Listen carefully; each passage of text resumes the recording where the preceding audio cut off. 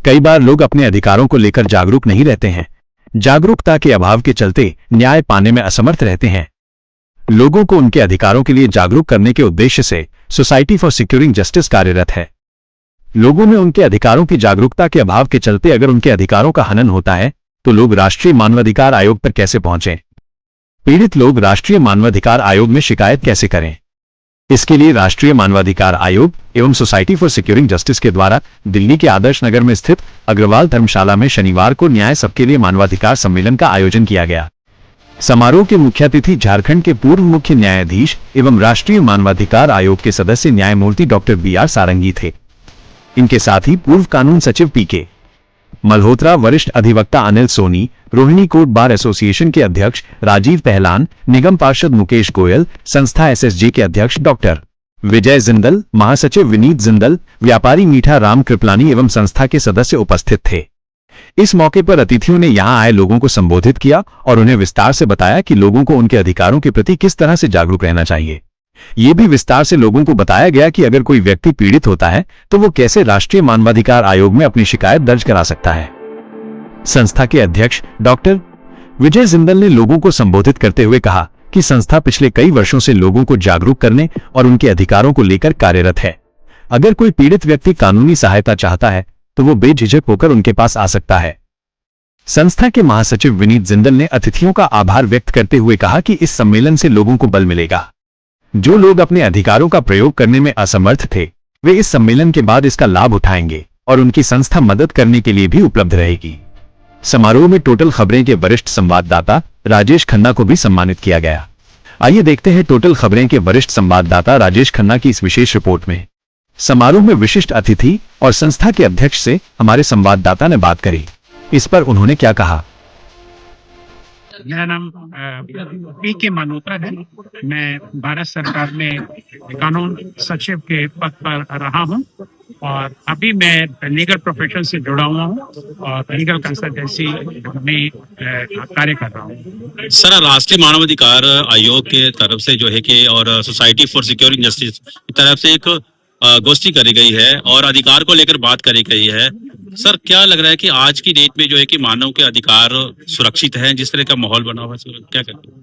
देखिए, जहाँ तक कानूनों का सवाल है, कानूनों की हमारे देश में कोई कमी नहीं है। मानवाधिकार आयोग के पास, चाहे वो नेशनल लेवल पर हो या स्टेट लेवल पर हो, जो पार्लियामेंट ने कानून बनाया अधिकार दिए हैं। सवाल ये है कि उन अधिकारों का किस तरह से प्रयोग किया जाता है और आयोग जो है वो किस तरह से उनको प्रॉपरली समयबद्ध तरीके से इम्प्लीमेंट करना है।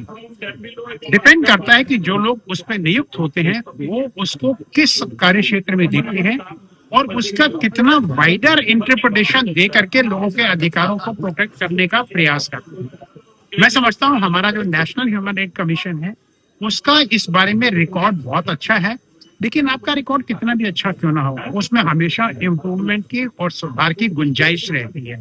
सिमिलरली मैं मानता हूं कि आज स्टेट ह्यूमन राइट कमीशन और नेशनल ह्यूमन राइट्स कमीशन में और सुधारों की आवश्यकता है ताकि जो मानव अधिकारों के हनन के केसेस हमारे सामने आते हैं उसका न्यायबद्ध तरीके से, समयबद्ध तरीके से जल्दी निपटारा हो सके। अगर आप डिले करते हैं, समयबद्ध तरीके से उनका निपटारा नहीं करते हैं तो जो कानून है वो बेमायने हो जाती है। अगर मान लीजिए एक केस आज फाइल हुआ और 10 साल तक उसका फैसला ही नहीं होता है और 10 साल बाद आपको जस्टिस मिल भी जाए, ऐसी जस्टिस का क्या फायदा? मैं समझता हूँ समयबद्ध तरीके से इस तरह के हनन का जो है वो संज्ञान लेकर के जल्दी से जल्दी निपटारा होना चाहिए ताकि कानून का इफेक्टिवनेस जो है वो जनता में महसूस हो और जो कानून का उल्लंघन वाले हैं, करने वाले हैं, उनको भी ये मैसेज जाए कि अगर वो उल्लंघन करेंगे तो उनके अगेंस्ट में उचित कार्रवाई की जाए। सर, नए 3 कानून हैं, उसको आप कैसे देखते हैं? क्या उससे जो है कि न्याय जल्दी मिलने को लेकर कुछ ऐसा हो रहा है या अभी इसमें कमियां हैं कुछ? देखिए, तीनों नए कानून में ऐसा नहीं है कि कोई बहुत अधिक जो है चेंजेस किए गए हैं। उसमें क्या किया गया कि वो कानून जो है ब्रिटिश पीरियड से चले आ रहे थे, उसके बहुत सारे ऐसे प्रावधान थे जो ऑब्सोलीट हो चुके हैं। कुछ ऐसे प्रावधान थे जो हमें नए कानून में लेकर के आने थे। इंफॉर्मेशन टेक्नोलॉजी का इतना अच्छा यूज हो रहा है, उस इंफॉर्मेशन टेक्नोलॉजी के बारे में कानून में कोई प्रावधान नहीं था।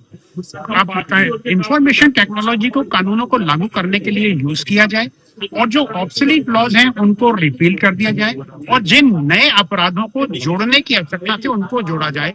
उनको लेकर के ये तीनों नए कानून जो है सरकार द्वारा, पार्लियामेंट द्वारा पास किए गए।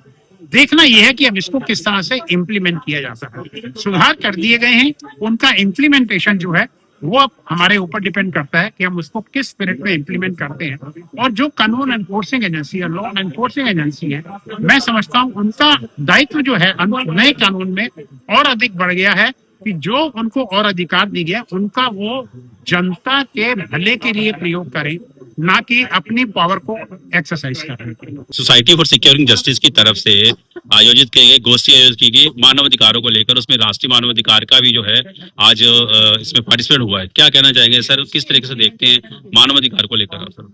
देखिए, मानव अधिकार की बात है हमेशा होती रही है, लेकिन सबसे बड़ी बात यह है कि हम अधिकारों के साथ अपने दूसरे को भी समझें। अधिकारों को हनन किस प्रकार से हो रहा है ये हम भी देखते हैं, आप भी देखते हैं, सरकार भी देखती है। लेकिन जैसा कि मैंने पहले ही कहा है कि हमारे जो नेतागण हैं वो मानव अधिकारों के प्रति बिल्कुल भी सचेत नहीं है। वो सचेत है केवल अपने लिए, अपनी सत्ता के लिए। मानव अधिकारों में कोई सचेत नहीं है। एक 15 साल का बच्चा गंदे काम करता है, बलात्कार करता है, चोरी करता है, डकैती डालता है, लेकिन यदि उसको 4 लोग मिलकर पिटाई कर दें उसकी, तब मानव अधिकार लोग खड़े हो जाते हैं, मानव अधिकारी आगे, कि इसके बच्चे की पिटाई कर दी। लेकिन जिसके यहाँ उसने चोरी की, जिसके यहाँ गंदगी की, जिसके यहाँ बलात्कार किया, उसका अधिकार नहीं है कोई। तो मैं ये चाहता हूँ कि मानव अधिकार उसको भी मिले जो पीड़ित है। पीड़ित के अधिकारी है, कोई जागरूक नहीं है, और जो दोषी है उसके जागरूक के लिए अनेकों मानव अधिकार पूरी दुनिया के खड़े हो जाते हैं।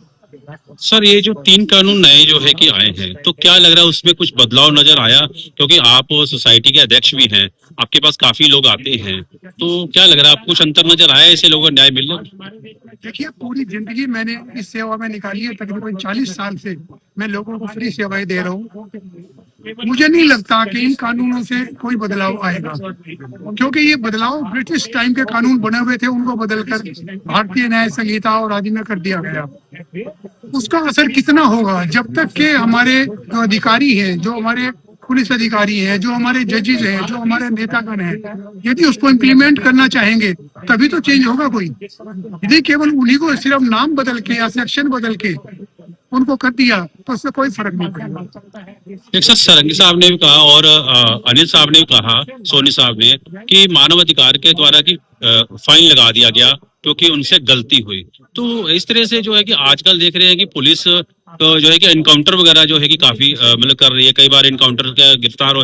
अभी हाल में जो है कि एक बदमाश जो है कि बहुत बड़ा था वो मारा गया है इसी इनकाउंटर में। तो इसको सर आप किस तरह देखें, पुलिस को जो है कि और पावर देनी चाहिए या इतना ही ठीक है? देखिए, पुलिस को पावर देनी ही चाहिए। मैं आपको छोटा सा केस बता दूं, अशरफ वानी को हमारी मिलिट्री ने कश्मीर में मारा। वहां के आतंकवादियों ने कहा कि कश्मीर का शहीद मारा गया, तो कश्मीर की सड़कों पर आ जाइए। सड़कों पर आने के बाद जो वहां शुरुआत सबने देखा, तो क्या अधिकार सिर्फ अशरफ वानी के लिए था या आतंकवादियों के लिए था? जिन पुलिस बलों ने उनको मारा उनके ऊपर केस बना, उनको परेशानियां हुई, लेकिन कोई मानव अधिकारी नहीं बोला, जबकि 57 मुस्लिम देश उसके समर्थन में खड़े हो गए।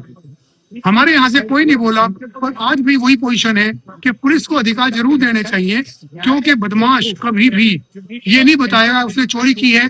हम उससे पूछे चाय पिला के कि बेटा तूने चोरी की है, तो बता देगा उसने चोरी की है? बिल्कुल नहीं बताएगा। जब तक उसको ये नहीं होगा कि मुझे कुछ ना कुछ तो होगा, तभी वो बताएगा। हम पुलिस से ये भी कहते हैं कि 100% केस खोलिए, पर हम पुलिस को ये भी कहते हैं कि इसको टच मत करना, इसको बुला के बैठाना, इसको चाय पिलाना, इसको खाना खिलाना, उसके बाद में इसको आराम से सोने देना। तो क्यों बताएगा? और दूसरी सबसे बड़ी बात ये कि मैंने अनेकों केस देखे हैं, पुलिस पकड़ के कोर्ट में पेश करती है, तब जब कोर्ट जमानत ले लेता है। एक आदमी जिसके ऊपर 40 केसेस हैं, वो सड़क पे खुलेआम घूम रहा है। बंटी नाम के चोर का मालूम आपको होगा, 100 से अधिक केस थे, लेकिन वो खुलेआम घूम रहा था। क्या कानून, कौन से कानून की बात हम करें? सफरर हम हैं, पीड़ित हम हैं, हमारी जनता है, हमारे साथी है, इस जनता को बचाने के लिए कौन क्या करेगा? मानव अधिकार उनके हैं, हम ये नहीं कहते कि किसी चोर का मानव अधिकार नहीं है। यदि उसके साथ गलत हुआ है तो उसको भी न्याय मिलना चाहिए, लेकिन यदि पीड़ित के साथ न्याय गलत हुआ है तभी तो वो पीड़ित हुआ। वो पीड़ित तभी हुआ जब उसको पीड़ित किया गया, वरना तो पीड़ित नहीं था, वो भी एक आम आदमी था। तो मेरी सोच इसमें ये है कि कानून को सख्ती से पालन किया जाए। कानूनों की कमी नहीं है, कानून बहुत है, लेकिन उसको इम्प्लीमेंट करने वाले गलत हैं।